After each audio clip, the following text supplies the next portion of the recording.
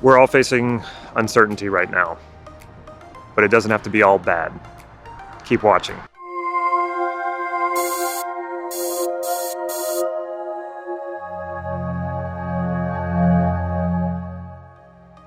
Hey there. I know these are really strange times that we're dealing with now, and there's a lot of uncertainty that we're facing, a lot of unknowns that we're facing, but it's not all bad. It doesn't have to be all bad. What I'm going to give you in this video is a 3-step approach to embracing uncertainty.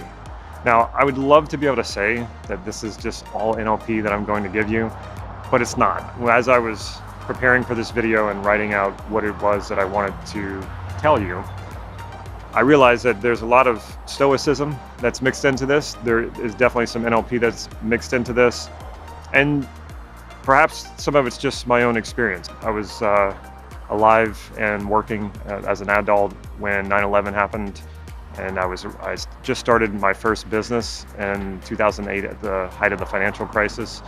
So I've logged some experience in this area, and I know what worked really well for me, and I know what didn't work well for me at all. And then since that time, I became a coach, and so I have a lot of experience coaching other people through similar uncertainties in their life, because it doesn't take something like this, the coronavirus, to face uncertainty in life. Lots of us are having our own crisis within our own lives. It just so happens that right now we're facing a crisis that is affecting all of us, and there's some good that can come out of this. In a sense, we are facing an enemy, and it's a common enemy. And what's good about this enemy is that it's not another person or a group of people. It's not another country, and we're all facing it. So we're doing this together. We're doing it collectively. And that's what can bring us together. I'll do a series of videos, this isn't the only one, on uncertainty and different approaches to uncertainty and different problems you may be facing with uncertainty. The thing to know, though, is, especially since a lot of us are isolated, we're not social like we normally are, and that can make us feel really alone. But like I said, we're going through this all together. It's a collective experience. So you're not alone in your aloneness, just know that. Why would you want to embrace uncertainty to begin with? You must have some desire for that if you clicked on this video. Embracing uncertainty will make you stronger, and it will make you more adaptable and more flexible to deal with things when we're dealing with something like this, when things are changing and there's maybe even a crisis that you're staring down. The more you embrace that uncertainty, the more you are able to handle it, to be flexible, to adapt to the circumstances, and actually even come out ahead. So the first step is to accept what's happening. For a while, I was in denial about what was happening. There were some things that got canceled that I wanted to do, and I just thought, well, this is just a huge overreaction. And I didn't know all the information, or we still don't know all the information, but I didn't know the information that I know now that has led me to believe that, no, this has not been an overreaction. What we're doing, we're locking down, we're isolating. This is what we need to do. So I had to come to a point where I got to accept what's going on. Otherwise, if I don't accept it and then I don't distance myself from people, it could get me sick. It could get someone else sick if I'm carrying it. So the first thing to do is just accept it. Acceptance of it is more than just saying, okay, I know it's happening. Of course we know it's happening. It's accepting it completely. It's here. There's nothing you can do about it. A lot of times we don't accept things because we still feel like maybe there's something we can do about it. And if we deny it, then maybe it'll just go away. It's not going away anytime soon. This is happening. So accept it. And right away, when you accept uncertainty, when you accept the not so good stuff, right away the uncertainty of it all doesn't feel so bad. It's still uncertain because we don't know. It's still unknown because we don't know. But right away you'll get a sense of it's not as scary when you just accept it, and it'll make you feel better and physically, because you'll relax. You won't be so tense, and you just go, okay, this is happening. There's nothing I can do about it. This is it. The second step is get clear about what is it within your control and what is not. Now, this might sound really obvious, but for most people it's not. we don't really explore this enough to really get the understanding and the clarity around that. And so if I told you, well, this is what's within your control and this is what's not, you might just go, well, yeah, I know that. But do you really know that? Like, have you sat down and thought about it? And the feelings of anxiety or the feelings of tension around this whole thing, what is really driving that? Because if you're totally accepting this, if you're just accepting that, yes, this is happening, it's not within my control, what else is left? There's still probably some anxiety. There's still some tension because, again, it's uncertain. We don't know what we're really facing. So what is at the heart and the root of that anxiety and that fear? It usually has to do with being uncertain about what can you do about this. And so it's really, really helpful to get clarity about this. And I would even recommend writing about it. I journal every single morning, and especially when something's troubling me, I write out, well, what is outside of my control? And I'll write out, well, what can I do about it? What is actually within my control? And right away, it starts to just drain that anxiety, drain that fear. Because if it's something that's outside of my control, then I can stop worrying about it because it's either going to happen or it's not. If it's outside of my control, worrying about it's not going to change it. But sometimes we're surprised by what is within our control. And when we know that, that empowers us. And sometimes all that's within your control is your attitude. Whether or not you are accepting this, whether or not how you feel about this. Now, an amazing example, probably the best example we'll ever have in humankind, is Viktor Frankl, who was put in a concentration camp during the Holocaust. Now you got to imagine, how much worse could it get? And there was very little control over his life, his day, what he did day to day, how much he could eat. So he was basically stripped of almost all the possibilities of anything he could control. But the one thing he decided was that they couldn't control his own happiness. He decided whether or not he was going to be happy or not. This is a classic example, a wonderful example of someone getting clear about what was within his control and what was not. He couldn't control his location. He couldn't control what he did every single day. He was locked into this cage and starved and tortured. Those things he couldn't control.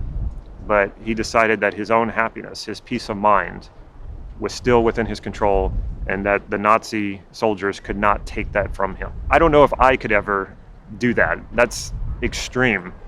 But in a time like this, when we're facing something like we're facing now, I assure you, you can do this. It might take you some time, it might take you a little practice, but it's worth it.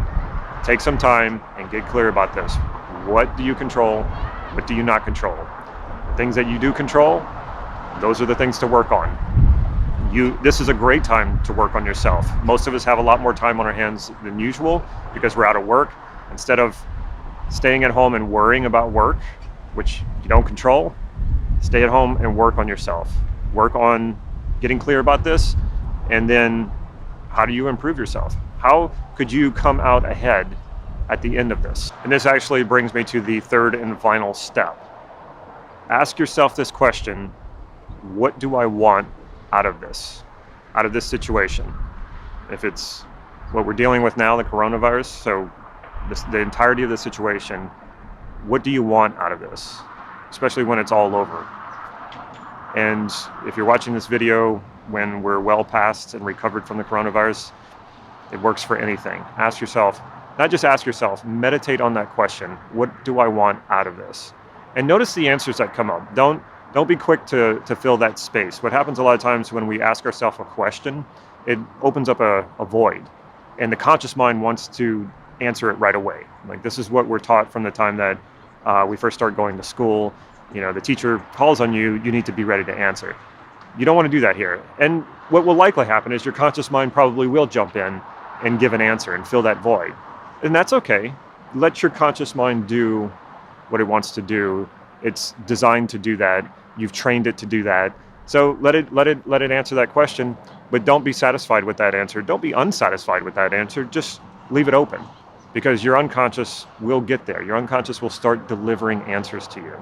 Now, some of the first answers you might get is you might say something like, well, what I want out of this is I just want it to all go away. understandable, but go back to the first step that I mentioned in accepting this. If that's all you're thinking about is, well, I just want this to all go away, it's a good clue that you're probably not fully accepting this. So accept that answer. Don't push it away. Don't fight it. Accept it, but know that there's more. Know that that's probably a sign that you're not fully accepting this. So maybe you need to go back to step number one, fully accept the situation. Ask yourself, what do I want out of this? What good can come out of this? And the reason why I say meditate on it is because meditating on it is letting the answers arise and not grabbing one or the other, not latching on to one and saying, okay, this is my answer and this is what I need to go with. The right answer will come up naturally and you'll naturally gravitate to it. We make the best decisions that we possibly can in any given situation. We make the best choices that we see available to us. And when we have time to take the time to relax and embrace the present moment, then we really connect with ourselves and we connect with our internal resources, and all sorts of choices start to come up that we never even perceived that were available to us. And that's the beauty of taking the time to relax. And this is why in hypnosis, they have you relax first, because when you're relaxed, that's when you reconnect with yourself and reconnect with your resources. So what do you want out of this when it's all over, especially? How do you want to come out on the other side of this? And when you start coming up with some great answers, which you will, and this might take days. It might not just be one session of meditating. It might take days or weeks. But when you start finding some really great answers, go back to step number two and ask yourself, okay, well, some of these answers, which ones do I have control over? What do I want out of this? And do I have control over that? Can I make that happen? When it comes to who you are, how you feel, what you're doing, the answer is yes, you do have control over that. Now, if you say, again, I want this just to all go away, you don't have control over that. So go back, you might even want to write these answers down, and as you're writing them down, then ask that question. Do I have control over this? Do I not have control over this? This is what I want. This is what I would like out of this. Do I control that? Get very clear about that and accept the truth about it. The answers that are really the gold answers, the stuff that is really going to make you get what you want out of this, is when the answers have to do with who you become. Who do I want to become in this situation? Those answers are the ones that not only do you control, but they're going to be the most powerful answers for you. If you want to go deeper with this and really embrace uncertainty, it takes creating a very strong sense of self, and it takes getting very clear about what you want and how to do that. At selfconcept.com, you can take an assessment that'll help you gain clarity about what you value and what you need to become and have a stronger sense of self.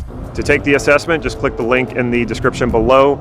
It'll ask you a few questions, you punch in the answers, and then instantly you'll get your assessment. As always, click the like button if you like this video, and if you want more of these videos, make sure you hit that subscribe button. I hope you're staying safe. We're going to get through this. Take care.